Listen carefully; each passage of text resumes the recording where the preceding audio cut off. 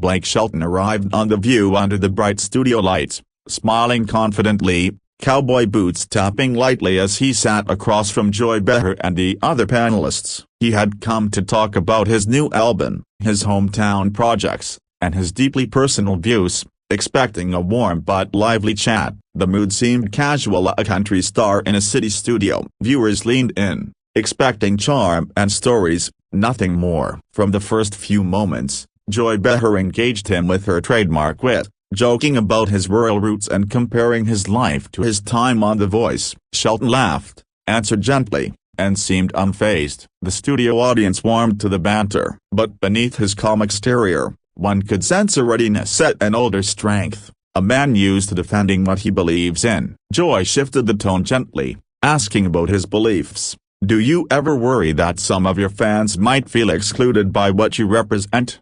She probed, her voice casual, yet sharp. Shelton paused, his eyes narrowed ever so slightly. It was a fair question, but he understood the stakes. He leaned forward, quietly clarifying that his music comes from a place of gratitude, tradition, and real life. As Joy pressed further, she floated into politics, saying, some of your associates make strong political statements. Do you think artists like you should stay silent or speak out? Her delivery was serious, not mocking. Shelton's face softened, then hardened. He exhaled, knowing that this could be the pivot point. He responded that he believed in authenticity, but he wasn't interested in grandstanding. Then came the spark. Joy's voice sharpened. You've said things before about patriotism and value as a broken bar. Do you ever worry fans think you're aligning with extreme views? The room fell quiet. The audience stopped shifting. Shelton's expression darkened. He felt the edge in her tone. This was not just curiosity, it was challenge. He sensed she wanted more than a surface answer. Shelton nodded slowly, and his voice came out steady but firm. I came here to talk about my music, not to be the judge for who I am or where I come from. His words echoed in the studio. The panel looked at him, surprised by the intensity. Joy leaned in, eyebrow raised, ready to fire back. The energy changed. Now it felt like a showdown rather than an interview. Joy tilted her head, a slight smirk playing on her lips as she said, but don't you think part of being public means being accountable? Her tone was measured, but her gaze was piercing. It was a moment of posture and principle. Shelton's breathing stayed calm, but his muscles tensed. He looked at her, almost gently, before responding. Accountability's one thing, he said slowly, but sometimes people mistake disagreement for hostility. He paused to pick his words. The studio lights seemed harsher in that silence. Joy's face softened but only a little as she listened. Other panelists shifted uneasily. What had begun as a conversation about music was becoming a statement about identity. Shelton leaned back, then leaned forward again. I grew up believing that respect matters, he continued in a low voice. Not because someone programmed me that way, but because it's how you treat people who don't think like you. The audience murmured softly. On The View, respect is currency, and Blake was taking a lot on his. Joy crossed her arms, voice steady. So when I ask hard questions, I'm not attacking, I'm probing. I want to understand. But her tone carried a challenge. She held his gaze. Shelton nodded but responded with measured frustration. Understanding is good, but some questions feel more like accusations. His words cut through the polite show structure. Suddenly, the electricity in the air spiked. Shelton's jaw clenched gently. You're not just asking, Joy, you're pushing, he said, his tone quiet but intense. The co-hosts exchanged glances. Whoopi looked concerned. The production team off camera stiffened. This was no longer entertainment, that was a confrontation with weight. Joy didn't blink. Pushing is part of the job, she said evenly, especially when we talk about what someone represents. Shelton's face hardened. He was ready now. He took a breath, fingertips pressed against the table. He spoke softly but firmly, then understand this, I'm not a symbol. I'm a man with a voice, and I won't be reduced. At that moment, another host tried to calm things, suggesting they change topic, but Shelton waved her off. He wanted to finish. His voice grew firmer. I didn't come here to play by someone else's script. Not yours, not anybody's. The audience held its breath. It felt like he was drawing a linear not just for this interview, but for himself. Joy leaned back slightly, eyes flicking over Shelton. She responded with both defiance and a hint of respect. Well, the script is what The View is built on: discussion, debate, sometimes discomfort. Silence drifted across the studio. It was more than words, it was a collision of worlds. Country humility met daytime TV's probing edge. Shelton's voice dropped, firm but not loud. Script doesn't give you the right to misjudge. He looked directly at Joy. If you want to question me, do it honestly. But if you're judging me, that's something else entirely. His calm was deliberate, but the audience felt the tension sharpen. It wasn't just a guest refusing to dance, it was a stand. For a moment, no one spoke. The panelists exchanged uneasy glances. Joy's lips pressed together, then parted. She hesitated, then forced a small laugh. All right, fair enough, Blake. But her tone betrayed that she wasn't backing down. Shelton, meanwhile, seemed resolute. He was holding his ground, not retreating. But then, something changed. Joy, again butting in, made a pointed comment about celebrity influence. She accused him of using his music to align with dangerous ideals. Her words landed like a challenge. Shelton's eyes narrowed, and his voice rose, not in anger, but in cold clarity. That's a lie. I'm not here to pander. I'm here to speak truthfully. The audience gasped. The co-hosts leaned in. Anna Navarro jumped in, calling him tone-deaf to certain social realities. But Shelton didn't flinch. He leaned forward and pointed slightly, not aggressively, but firmly. I speak for people who feel drowned out because they don't fit into your narrative about acceptable voices. Shelton's tone grew into crisp conviction. Fake morality, he said, his voice echoing in the studio, is worse than no morality at all. The words hung. The audience stirred, a quiet trickle of shock running through them. Behar's face flickered at the accusation, and then, she flinched as if recognizing the bruise in his words. In that charged silence, Shelton dropped his paddle. His chair scraped the floor. He stood up. Every eye in the room turned toward him. He towered over the table. The air crackled. He paused, his back straight, shoulders squared. The moment held as if time slowed before he delivered what felt like the final blow. His voice rose, deliberate. You wanted a punchline, but you got a straight shooter. The live cameras rolled, capturing every second. The panelists froze. Joy's mouth parted. The studio audience drew in a collective breath. Shelton's eyes were fierce, but his posture was steady, unafraid. This was not a meltdown, this was his exit.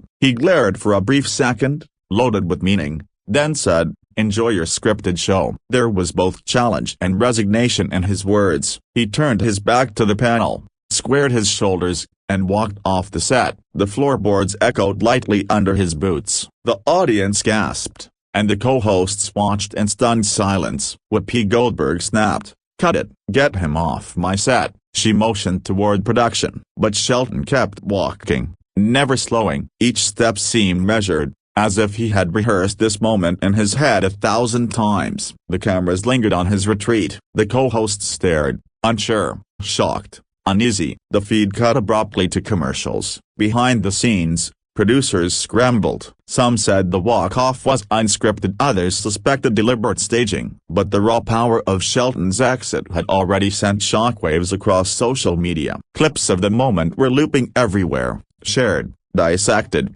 debated. Viewers immediately divided. Some hailed Shelton as courageous, a man refusing to be bullied by liberal media. Others criticized him for disrespect, saying he should have stayed and answered. Many wondered, was it genuine anger, or performance? The internet lit up with hashtags like #StraightShooter and #ViewMeltdown. Inside TV insider circles, whispers began. Did the Shaw plan this? Was it a stunt to drive ratings, or was it a genuine breakdown of civility on live daytime television? Some claimed producers tried to pull the footage. Others said they kept it out because moments like these, though dangerous, make history. On The View's next live episode, the co-hosts offered only a muted comment. Whoopi sternly said, "We expect respect." That didn't happen. Joy Behar was quieter, somewhat defensive, acknowledging only that things got heated. There was no apology, only a promise to move on, but the tension lingered. Shelton,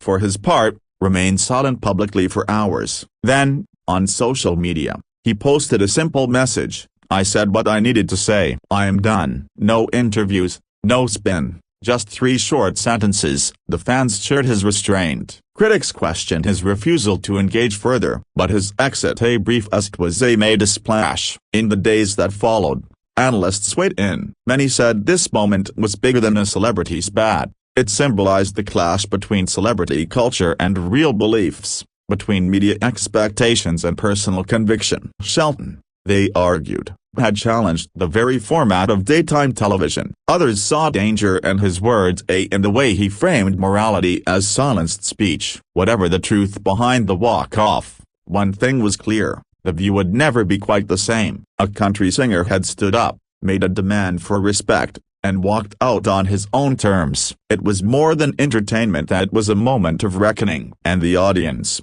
watching at home, would be talking about it for a long time. After the walk-off, producers scrambled behind the curtain, phones ringing as executives debated whether to air the full unedited footage. Some argued it would harm the show's reputation. Others said hiding it would fuel conspiracy theories. In the chaos, Joy Behar sat quietly at the table, her hands folded, staring into space, unsure whether to be angry or reflective. The lights dimmed, and the chatter around her faded into whispers about what had just happened. Meanwhile, in Nashville, Shelton's management team faced a storm of calls from entertainment journalists demanding clarification. Was it staged? Was Blake angry? Would he return to The View? His publicist released a simple statement: Blake Shelton stands by what he said. He values respect and honest dialogue. It was short, pointed, and deliberately free of apology. The message landed with the precision of a lame lyric. Fans online began posting mashups of Blake's exit alongside clips of other celebrity confrontations on talk shows,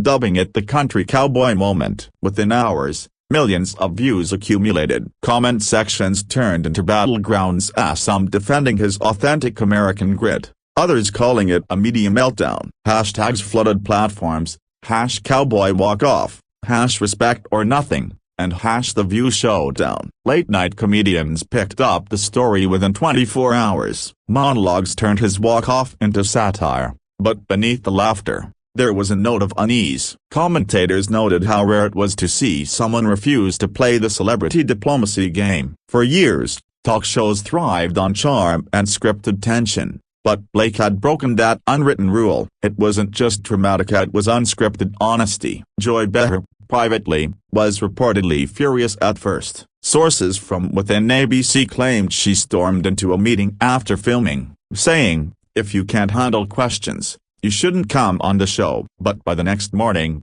she appeared more composed, telling colleagues she didn't mean to offend him. Still, viewers noticed her restraint in subsequent episodes, almost as if she was rethinking her tone. Over the next week, the controversy grew. News outlets from both sides of the political spectrum spun the story differently. Conservative commentators hailed Shelton as a hero who stood up to liberal bullying, while progressive voices accused him of evading accountability. The internet became a mirror, reflecting America's divide back to itself through a single moment of television drama. Meanwhile, fans who attended The View that day started posting eyewitness accounts online. One wrote that the tension was real, and Joy's expression changed right before he stood up. Another claimed producers tried to cut to commercial earlier but were overruled by control room staff. Conflicting stories only deepened the mystery. Was it chaos or choreography? No one could say for sure. Country radio host seized the chance to weigh in. One morning DJ in Oklahoma said, "That's just Blake being Blake, he doesn't fake it for cameras." Another Nashville host added, "He's the kind of guy who'd rather walk off than say something he doesn't mean." To his fans, it wasn't a scandal, it was proof of integrity. That simple act of walking away became, to many, a modern-day statement of pride. Social media analysts reported an astonishing spike in engagement with Shelton's brand. His streaming numbers rose, merchandise sales jumped, and his older interviews resurfaced across YouTube. Ironically, the very clash meant to corner him into discomfort had catapulted him back into mainstream conversation. Whether intentional or not, His silence afterward amplified the moment's gravity. Producers at The View reportedly held several internal meetings about guest relations. Some argued they needed tighter pre-interview agreements, others said unpredictability was what kept the show alive. Ratings, ironically, soared the week after the incident. Viewers tuned in, hoping to catch even a hint of commentary or follow-up from Behar. It was controversy as comers say television's favorite formula. Away from cameras, Blake's close friends described him as calm but disappointed. He didn't want it to go that far, one said anonymously. He just felt cornered. Blake's a talker, not a fighter. But when someone questions his integrity, that's when you'll see him dig in. The incident, they explained, wasn't about politics and was about self-respect and the limits of civility in a televised cage match. Eventually, journalists tracked him down during a brief appearance at a charity event in Oklahoma. When asked about the altercation, Shelton smiled slightly and said, "Sometimes, walking away says more than arguing back." He didn't elaborate. Reporters pressed him, but he simply tipped his hat, said, "Next question," and walked on. That one sentence, quiet and simple, became its own headline. Joy Behar later appeared on a podcast, reflecting indirectly on the challenges of interviewing celebrities with strong opinions. She didn't mention Shelton by name but admitted that sometimes emotions run high. Her tone hinted at regret, though pride softened it. Viewers read between the lines, sensing that both had left the encounter with more than they bargained for, a mutual bruise of pride and misunderstanding. As weeks passed, public fascination only deepened. Commentators began exploring the broader theme, the collapse of polite discourse in modern media. What once was framed as a heated talk show moment evolved into an example in communication seminars, essays, and YouTube analyses. Shelton's name became shorthand for walking away with dignity, a rare trait in a world of performative outrage. By the end of the month, both sides had moved on publicly, but the legacy remained. The View's producers quietly adjusted their format, emphasizing balance and respect in new promotional spots. Shelton returned to his music, releasing a new single that subtly referenced truth under lights. Whether coincidence or confession, fans connected it to that unforgettable day when a country star chose silence over spectacle.